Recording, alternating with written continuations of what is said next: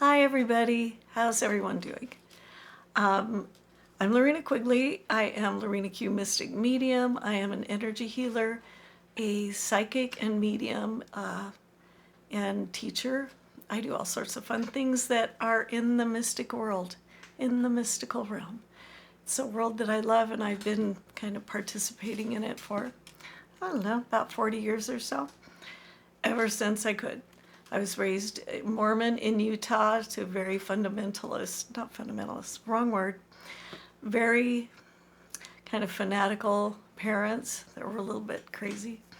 So as soon as I was able to get out into that mystical exploration that was not easy to find in Utah, by the way, I was out there searching. So that started right around 18, but I had a lot of mystical experiences. As a kid, I started having past life memories when I was about 10. I also astroprojected a lot. Now, I didn't have a name for these things. I didn't know what to call them. I just knew, like, that's me in a past life. And I didn't share it with anyone because I just knew better. It's like, don't tell anyone. Do not tell anyone. Because it would not be a good thing. And I don't know what would have happened. I just knew, keep it to myself. I've seen beings with my eyes open. I've seen angels, all sorts of really cool things. I've had many mystical experiences. And so I like helping other people connect with their own psychic powers so they can, or their intuition, their psychic powers, the world of feeling energy, moving energy, connecting to higher realms, connecting to spirit, so that you can have experiences too. Because I think we're all meant to have these experiences. I think it's part of being human to go beyond our everyday reality and have beautiful mystical experiences. I think that's why religion works, because I think it's people trying to reach out and connect with the divine or God and know that we're not just, at home and going to work every day, paying our bills and making meals and trying to make things work. Life is so much more than just that. And I think that's where the mystical realm comes in, so that our lives will be richer. Anyway, I think that's it. I wasn't planning on saying all that, but I did.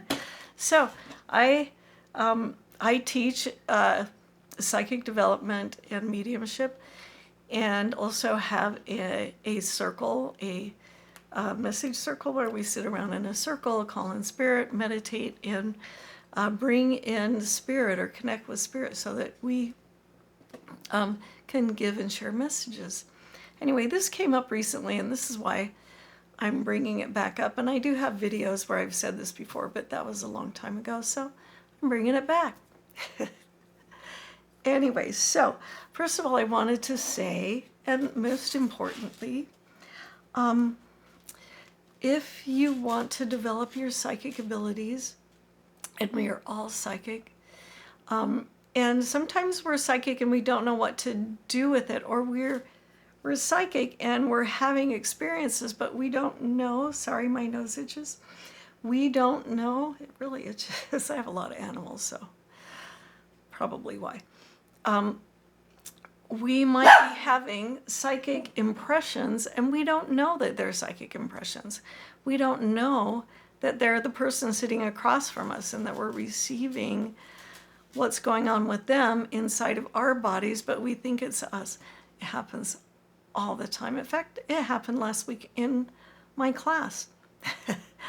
I was leading a meditation, and the woman who was sitting directly across from me, I was starting to feel what was going on inside of her, and I thought it was me.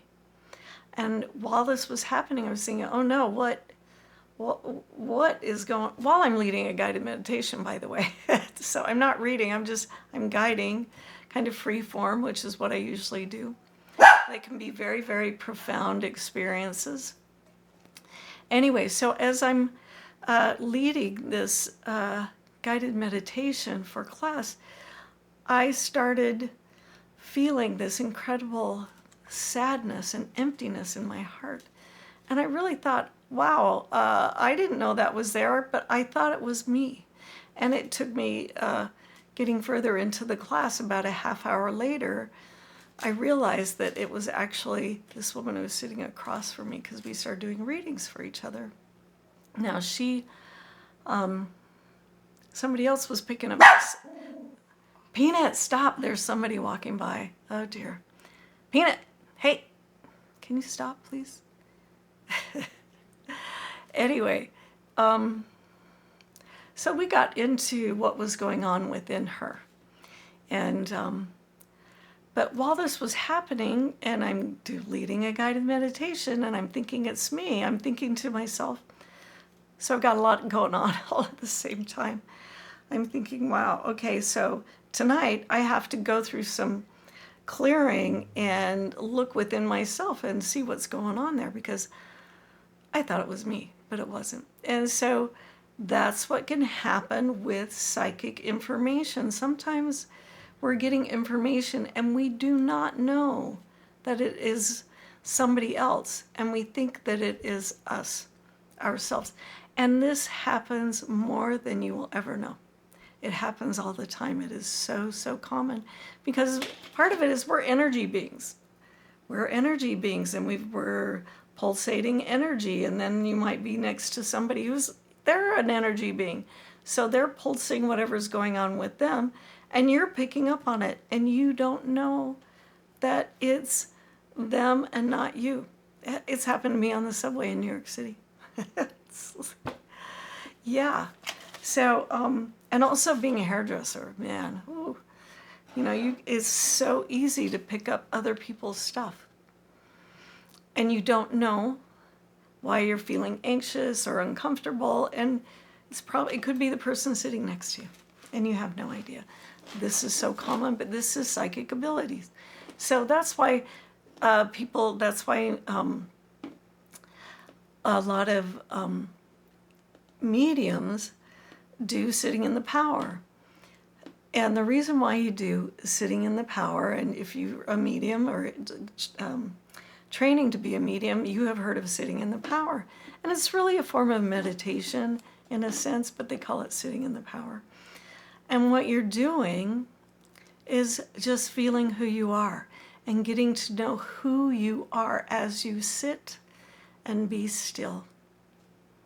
It's that simple, because what starts happening when you call spirit in, or your loved ones in, to communicate, so you know the difference between what is you and what is a spirit or just somebody else. And you get used to feeling yourself or feeling another person's energy. And really, the more you do it, the clearer you get at it, and you get better at it. So you can actually recognize it and then just kind of push that away so that you're not absorbing their energy. Anyway, it's just, we're all psychic. That's it. We are all psychic, and this is more common than we all know. So, but if you want to work at your psychic abilities and become more psychic, one of the best ways to do that is breathwork. I haven't talked about breathwork in a long time. I have a lot of videos where I talk about breathwork. Sorry, I have to sit cross-legged. My favorite way to sit. Pretty sure I was a yogi in a past life. Anyway, or a monk, a Buddhist monk. I like sitting on the floor with my legs crossed. Still do to this day. Anyway, back to breathwork. So, breathwork will help you become more psychic. That's all there is to it. And what I'm talking about is not just simple breathwork. I'm talking about more intense breathwork. I did Soma breath. I actually am a breathwork practitioner. I don't talk a lot about it, but I did their full course. And I did their 3-week or 21-day breathwork journey. I think that's what it's called. Anyway, it is powerful, very powerful. So the first week for the first 7 days, well, first you do an introductory meditation together in breathwork. And then for a week, you do this breathwork for 20 minutes a day. And what you're doing is you're doing this 20-minute breathwork is you're doing a lot of breath holds. You're doing the Mula Bandha, which is where you clench your root chakra, bring the energy up, you hold your breath. There's a lot of empty breath holds and full breath holds where you pull the energy up into the top of your head.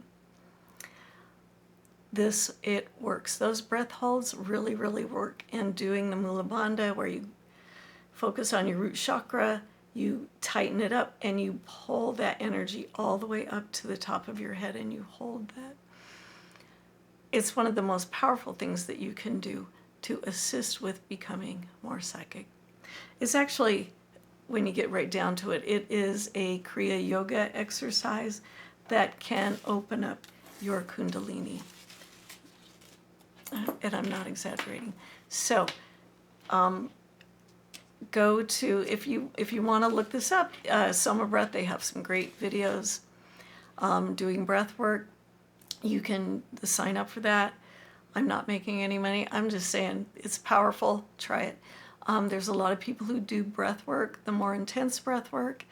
So what can you look up? I'm just thinking out loud to myself right now. What could you look up on YouTube to search for it? A lot of it is listed under like DMT, release, breath work, this type of thing, breath holds, Mula Bandha, Kundalini breathwork. Look up this kind of thing, or Kriya Yoga breathwork. You'll find that. So we did it for 20 minutes a day, and I usually do it at night.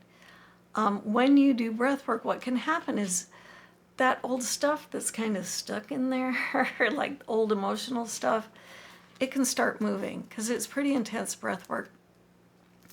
So be prepared for old stuff to come up. When I did it, the first week, and I knew this was going to happen, I was sad, and I mean sad.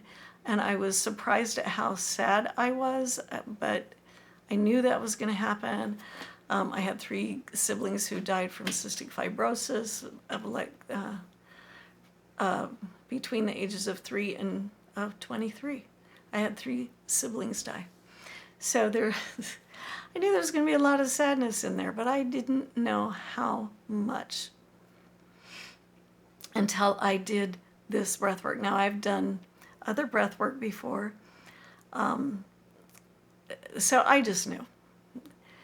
Anyway, it did surprise me how much, but I got through it, and I did the second week. You do 45 minutes of breath work every day, your time of choice, which brings it to a whole new level. Now, this is when I started having stuff happening.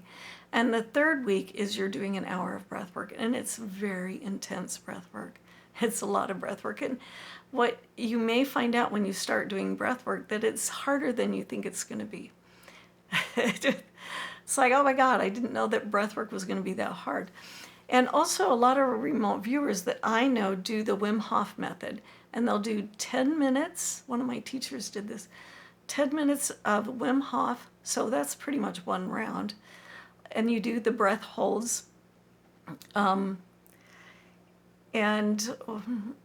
then he remote views, but he bilocates when he does this. So this can actually help you to bilocate too, if you want to do that. Anyway, some people, a lot of times when you do remote viewing, not a lot of times, but sometimes, you can bilocate. And I've bilocated doing breath work. Hold on. Oh dear. Need some water. Anyway, let me just a couple of stories that happened while I was doing some pretty intense breath work, but this was just the second week. This was not the first week. I started having a lot of dreams, and I mean really colorful, intense dreams. And one of the experiences was I was dreaming about a leprechaun. Interesting. And this leprechaun was there, dancing around. And anyway, at some point, I came into full consciousness because I saw the leprechaun kind of went away. I saw this green energy rising up from the root of my body, the root chakra, all the way up this tube of green light, really intense, rise up into my solar plexus chakra. And it started getting stuck there, and there was this buildup of energy happening in my solar plexus chakra. Well, this is your will center. This is how you push yourself out into the world, and how you feel about interacting with the world, and your own sense of power and your will. So what I could see as this was happening, and this buildup of energy was happening in my solar plexus chakra, and this green light's getting more and more intense and bigger and bigger and bigger, I could see why I had it, exactly where it was coming from, the characters in my life, my family, that helped create this. And so I was getting knowledge about why this was happening and why I was stuck in a certain way. And it was all about, there's a family stuff, what's new. Anyway, I could feel that in there rising, and all of a sudden it kind of like a dam breaking, and then the energy rises up through the top of my head. The interesting thing, though, to me, it was a kundalini rising. It wasn't a full 100% kundalini experience. It was a partial kundalini experience, but it was green. This is the part that I have not heard about before, that my kundalini experience had this green, really super bright green energy. It was healing. I don't know, just interesting. So, and one of the other things that happened in this was, and this was the second week also, so it was the second week that stuff really started happening. But I also have to say that I'm kind of an intensity junkie when it comes to these kinds of things. So I was doing it like really into it and doing it very intensely. Some people might not do it as intensely as what I was doing, so they may we're all going to have different experiences, but they had lighter experiences. But hey, we're going to get what we get. But all of a sudden, while I'm in the middle of breathing, and I'm usually, when I'm breathing, I am sitting up. I am not laying down. I'm sitting up. And I see myself, I've got these two big giant chains, one coming this way across my body, the other one coming this way across my body. I'm chained up. And as I'm looking at them and I'm breathing, because I'm seeing inside of myself sort of like a astral vision of what's going on energetically in my body, these chains just flew off, like burst into pieces off of me. And again, I was getting information about what it was, and yes, it was all family stuff. Yay. Lucky me. Well, no, really, lucky me that I was able to move it. And we all have family stuff. I think that family can trigger you probably more easily than anything else. Yeah. Anyway, so wanted to share that. So that happened, and one of the biggest things when I was doing this was I was doing very intense breathing. I think I'd probably gone into the third week at this point, but I'm not sure now. And this was a while ago. I pop out of my body. So I'm calling this bilocating because, excuse me. So I pop out of my body and I'm above myself. But I'm also very aware that I'm sitting up doing this very intense breath work while I'm out of my body. So I didn't stop doing this intense breathing. It is continuing. But there's a part of me that's above me. And what I'm seeing, hold it, I wrote it down because I wanted to remember exactly. The first thing that I saw, and it was almost like somebody was there kind of directing or showing what was going on, but that person I did not see.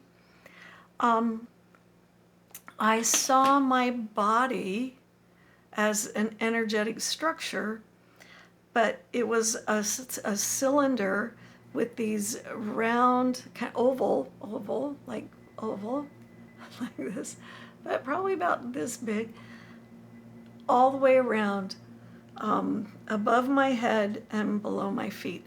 This oval cylindrical structure that has these repeating oval shapes all the way around, perfectly symmetrical. And what I got was, this is what, sort of like this is the, what am I trying to say? This is what creates our reality, is these belief systems are in this structure that's around us, and the structure, our energetics, our energy body, or our thoughts, our feelings, our beliefs are in these things. And as we are an energy being in consciousness, as it projects out, we experience what is in this structure, and it's 100% our thoughts, our beliefs, 100%. And I heard this voice say, yeah, you are 100% your belief systems. So this has to do with everything, though. Our society, our what we grow up with, religion, social conditioning, what we believe about our own physical bodies. It is a projection of reality that energetically moves through this structure, and we experience, and we have this experience. And it did make me think of the quantum field, and that we are living in a sense, a holographic reality, or a simulation, because this is how it is projected out from this structure, from this kind of, I'm going to call it a holographic structure. Anyway, after that, and that's what I was getting. You're 100% your belief systems, but that's everything. So we have to keep that in mind, not just as so thoughts are things. Watch what you're thinking about. Anyway, so after that, I saw two beings appear in front of me. And now I'm still above myself, still breathing. And it's hot in here. It's hot in Phoenix. Really hot. Anyway, so what's happening is I see two beings. One being is white, and the other one is black. And they are super powerful beings. And the white one, they look kind of angelic. There's just this flowing energy, and you can feel the power emanating off of them, and black and white. And I hear, again, I'm hearing, you can be as good as you want to be, you can be as bad as you want to be. I guess the choice is yours.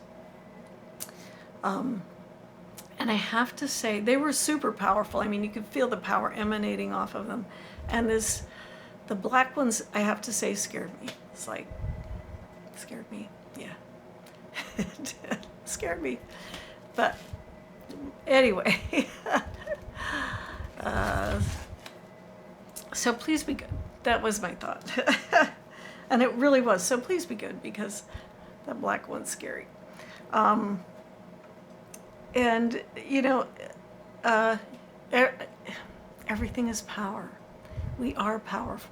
We are powerful beings. And that's what I also got when I was looking at that, is that this is what we are. We are this powerful. We are this powerful.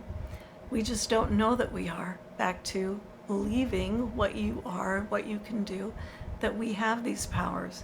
And that's what I got from these beings. And I was also, what I haven't mentioned was that when I first popped up into this reality, it felt like the void. Like it was all just nothing, and then this other stuff started popping up. So I believe I started, popped out into the void. Anyway. But this is just from doing breath work. So if you can have these kind of visions and understandings just from doing breath work. That's powerful. And no drugs. No drugs, no mushrooms, peyote, whatever, DMT, nothing. This is just from doing breath work.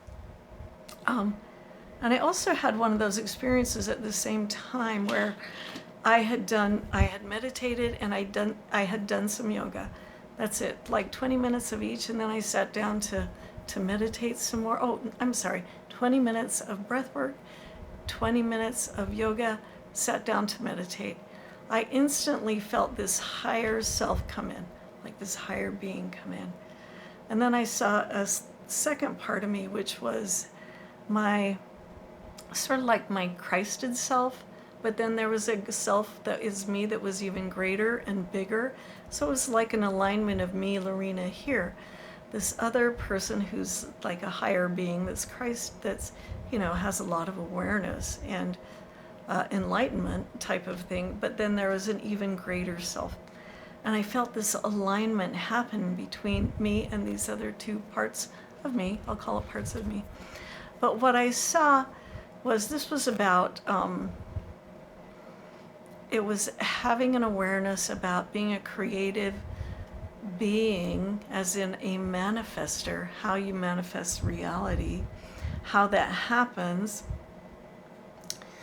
But while this was happening, I felt a sense of clarity that is so rare, because I was in complete alignment with those parts of myself, but also with reality and how to manifest reality. And know as you step forward that you are manifesting your reality. Now,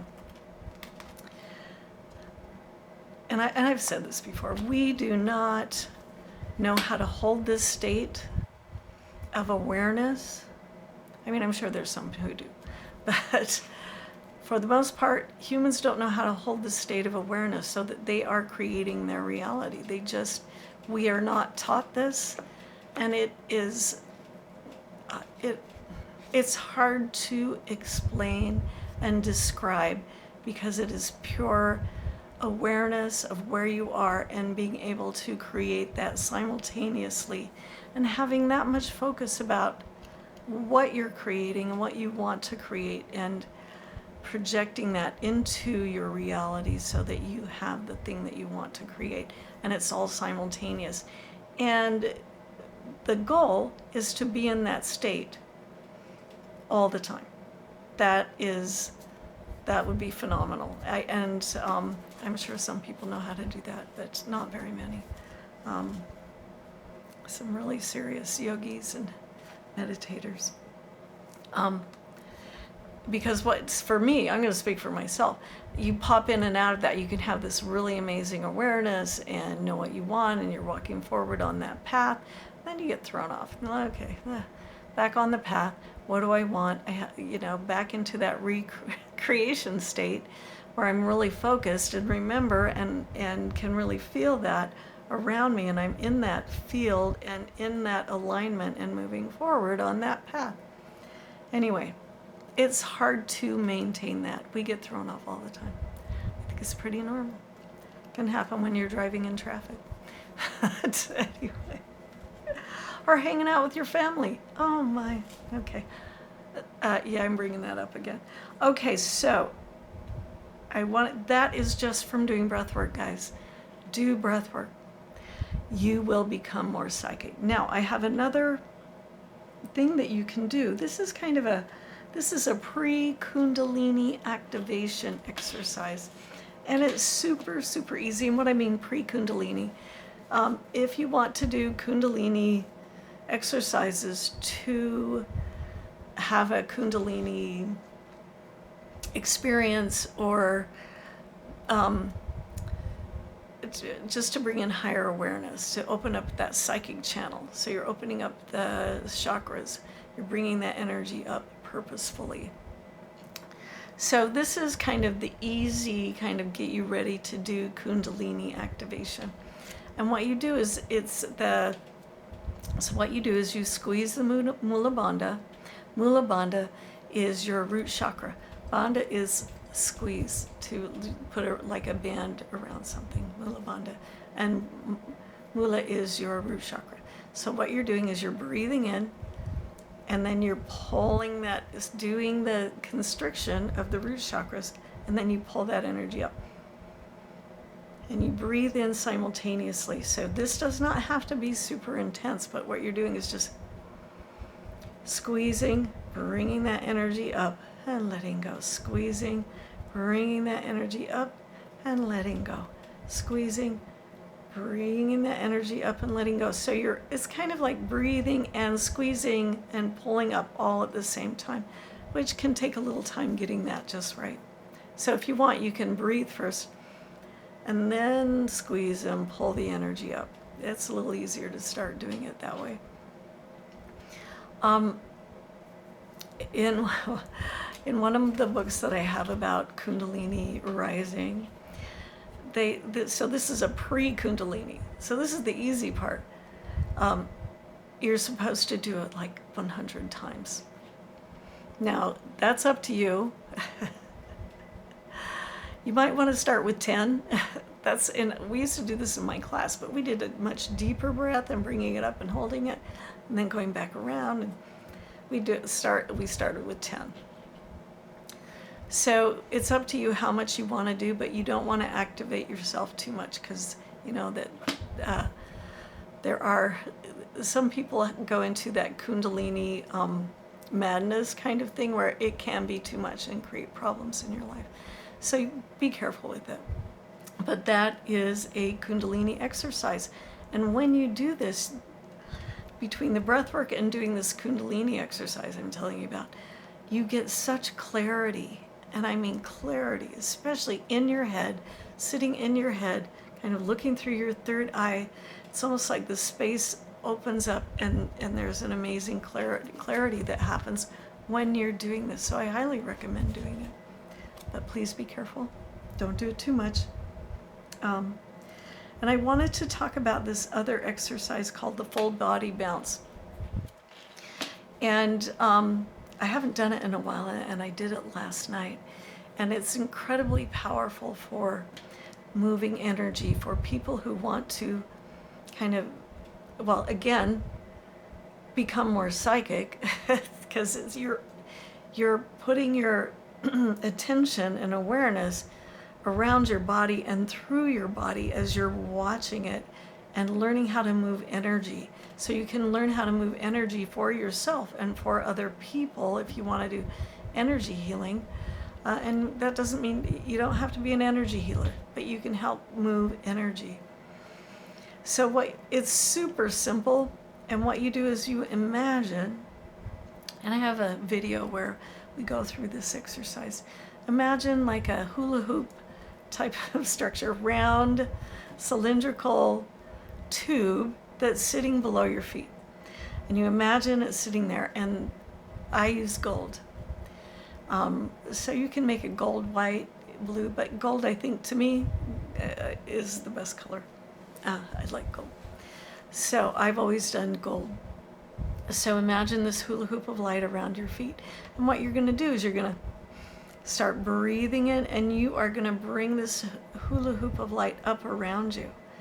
And it's extending into a tube of light. So you're going to breathe in, and you're bringing this tube of light up, up, up, all the way up, bringing it above your head, like 4 inches, 6 inches, and then you hold it there for a few moments, holding your breath, and then you bring it slowly back down to a hula hoop type light, a tube of light at your feet.